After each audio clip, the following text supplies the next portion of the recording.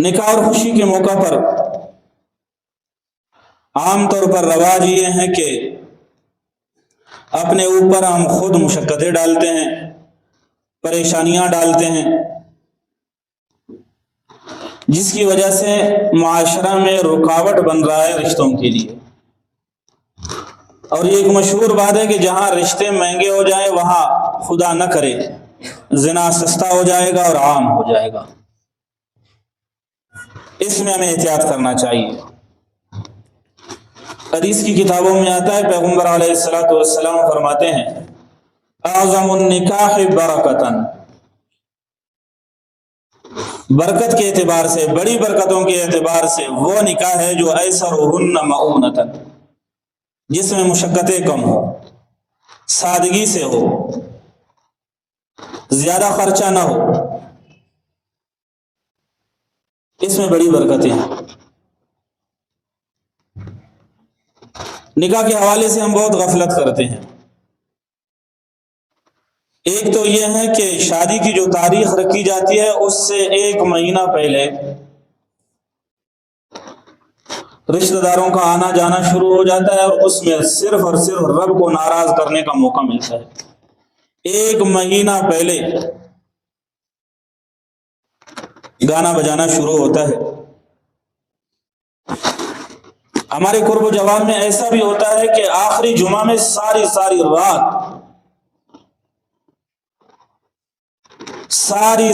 رات گانا بجایا جاتا ہے،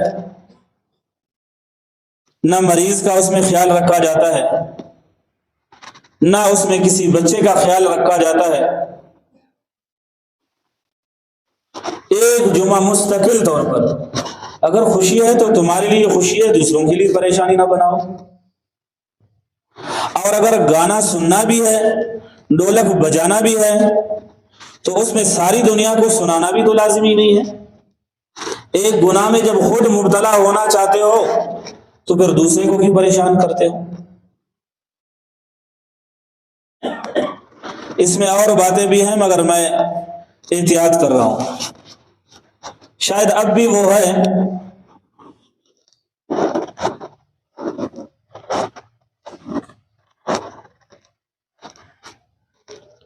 بہت معذرت کے ساتھ، ہماری وہ مائیں بہنیں جن کے چہرے کبھی کسی نے نہیں دیکھا، ایسے خوشی کے موقع پر انا مسنگ ننا ایڈ لمغاک ننا لوڑی نمونا سچرے درکھے۔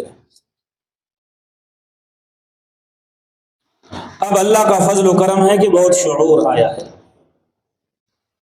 البتہ شیطان کا طریقہ واردات بدل ہو گیا ہے، تبدیل ہو گیا ہے۔ مالو نیاڑی کی سٹارہ درکارہ دا سورناک سٹارہ درکے گروپ پاکو تا ماشاءاللہ مری تا تصویر اکتا بریرہ کہ فلان جگہ چاپ سے دول سے گروپ نہ شکل اٹکار۔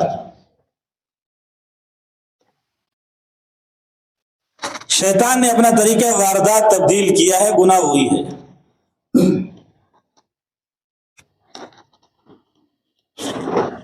ورنہ مارو ویڈیو کتا بغیر اللہ اکبر دا فلانی نہ ماری، دا فلانی نہ علومی، دا فلانی نہ سنگت دی، دا فلانی نہ نواسائی، امرو جوانو خاندان اسیان، امرو جوانو اورا سنداتا تعلق کی دام سکتر ادرک کرے۔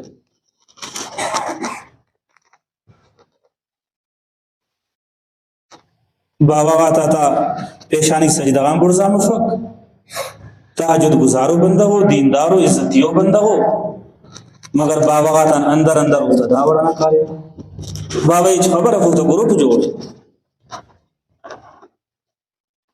گناہ وہی ہے، طریقہ واردات تبدیل ہے۔ یقین جانو اپنے والدین کو ایسی تسلیاں دیتے ہیں کہ والدین کو یہ گمان بھی نہیں ہوتا ہے کہ میرا جوان لڑکا بھی اس طرح کر رہا ہے۔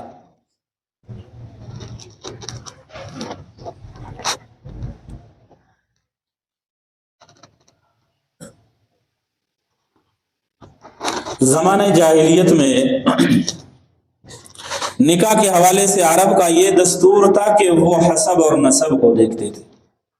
اگر حسب اور نسب، نسل اور قوم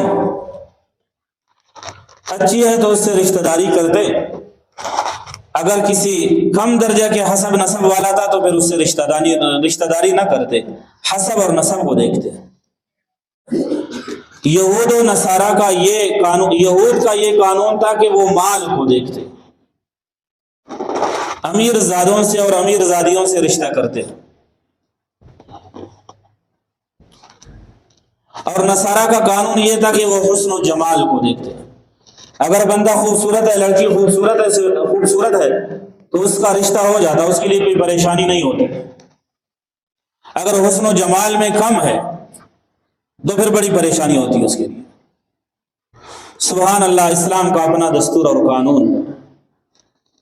اسلام نہ حسب و نسب کو دیکھتا ہے،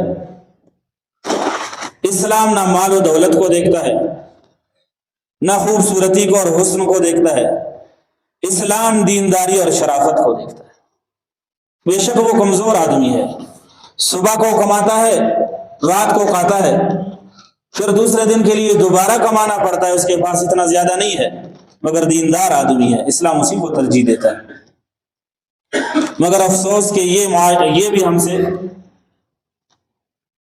اس طریقہ پر بھی ہم عمل نہیں کر رہے ہیں، حسب و نسب کو ہم نہیں دے، اب مال و دولت کو دیکھتے ہیں۔ جو یہود کا طریقہ تھا ہم وہی کر رہے ہیں، مال و دولت کو دیکھتے ہیں، منصب کو دیکھتے ہیں۔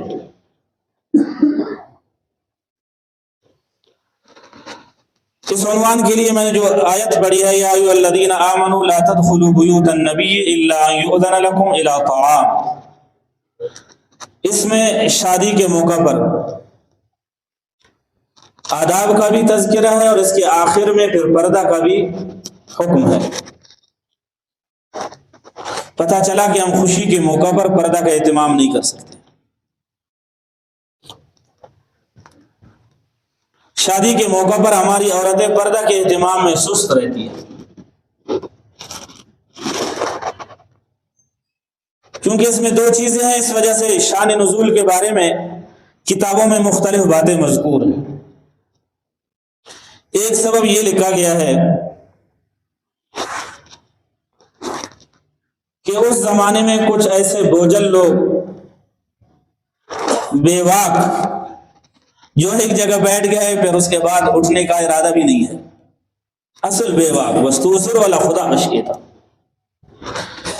ایک آدمی اسی عادت کا دوسرے کے گھر میں بیٹھ جاتا صبح سویرے، پھر وہاں بیٹھا ہی رہتا یہاں تک کہ دوپہر کے کھانے کا وقت ہوتا، یعنی کھانے کا وقت ہو جاتا، اور کھانا کھا کر چلا جاتا۔ یا یہ ہے کہ کچھ آدمی پیغمبر علیہ السلام کے در دولت آئے، چونکہ بیٹھک کا تو نظام نہیں تھا، وہ تو ازواج مطہرات کے حجرے تھے، زنان خانہ تھے۔ ایک آدمی اگر دیر تک بیٹھا رہے گا تو پھر درون خانہ جو کام ہوتے ہیں وہ معطل ہو جاتے ہیں، عورتیں پریشان ہو جاتی ہیں۔ اس وجہ سے یہ آیت نازل ہو گئی کہ اس طرح نہیں کرنا چاہیے۔ اما جی حضرت عائشہ صدیقہ رضی اللہ تعالیٰ عنہ فرماتی ہے، اس آیت کی شان نزول یہ بھی ہے کہ ایک دفعہ میں اور اللہ کے رسول صلی اللہ علیہ وسلم ایک برتن میں کھانا کھا رہے تھے۔ پردہ سے پہلے کی باتیں ہیں، سیدنا فاروق اعظم رضی اللہ تعالیٰ عنہ کا وہاں سے گزر ہوا، پیغمبر علیہ السلام نے اسے کھانے پر دعوت دی اور وہ بھی آئے۔ کھانا کھاتے وقت اس کی ایک انگلی مجھے لگ گئی، یعنی میرے ہاتھ میں یا میری انگلی کو لگی، تو پیغمبر علیہ السلام حضرت فاروق اعظم رضی اللہ تعالیٰ عنہ کو یہ بات پسند نہیں آئی۔ فرمایا ازواج مطہرات کے بارے میں اگر میری رائے لی جائے تو وہ یہ ہے کہ انہیں پردہ کا اہتمام کرنا چاہیے۔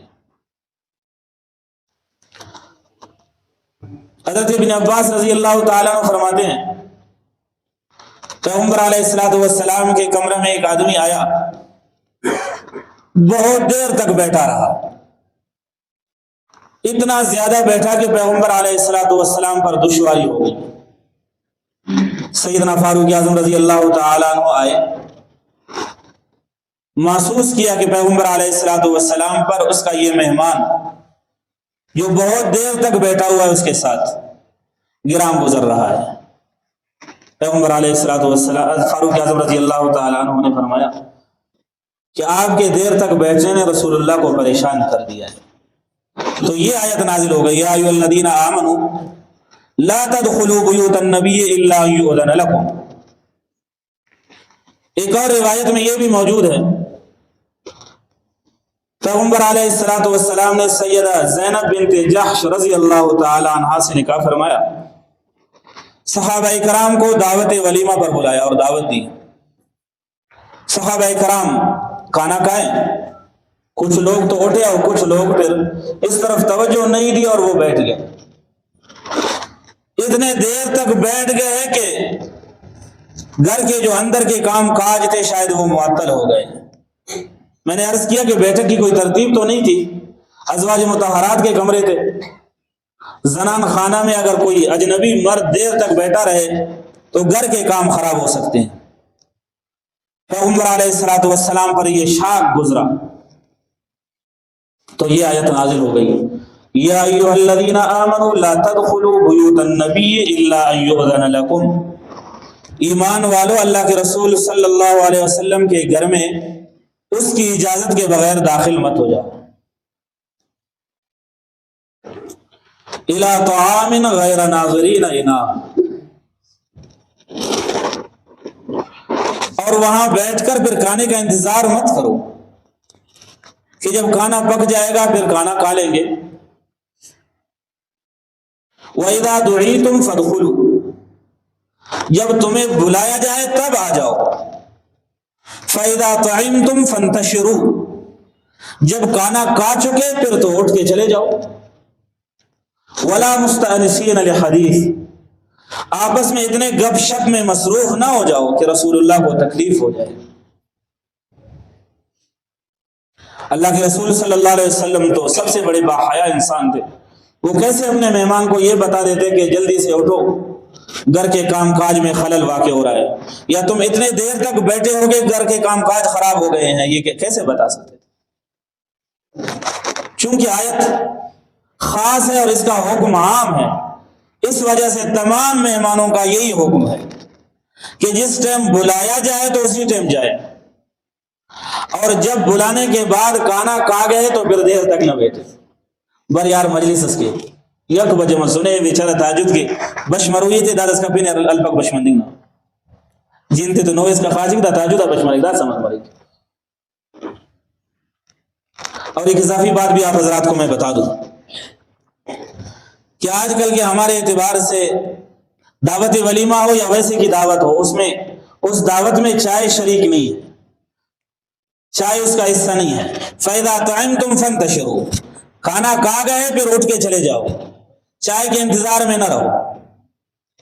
چائے کے انتظار میں ایسا ہی ہے جس طرح کے گھر والے کو پریشان کرنا۔ ہمارا تو قانون یہی ہے کہ پہلے ہم مردوں کو کھانا کھلاتے ہیں، اس کے بعد فارغ ہو جاتے ہیں، پھر عورتیں کھاتی ہیں۔ نری نارا کی رخ کنگو نو طولو کو دس کا نیاڑی تھے رخ تھا نو دس نری نادی کے واللہ چاہ کے پورا نیاڑی تھے والا 2 بجے ورائی کے دورا تھا۔ یہ ہمارا معاشرہ ہے، ہمیں خود سنبھالنا چاہیے، اس کی طرف ہمیں توجہ دینی چاہیے۔ اور یہ آج نکاح کے موقع پر یہ باتیں میں نے عرض کر دی ہے، مجھے بہت خوشی ہے کہ ہمارے نکاح مسجد میں ہو رہے ہیں۔ اگر دا مسجد متوقع ہے نہ سنگت ناراض مف بڑا ورنہ کی اللہ رہتے نا خیال ضرور لوڑیے دولت و خواہش ہے مائی گنم تنگ کرو سر دے کہ یاد کرو سر خدا نہ فضل و کرم تبلیغ نہ اثر تبلیغ نہ برکت دے چہرہ کاریں دول و چاپن نیامن مسورہ ہے نومک مسجد مننے کو اللہ تعالیٰ نے نومے کل توفیق کہتے کہ دنیا کا کاریں تنا مسجد اٹکین اللہ تعالیٰ سمجھنے اور عمل کرنے کی توفیق نصیب فرما دے وآخر دعوانا الحمدللہ رب العالمین۔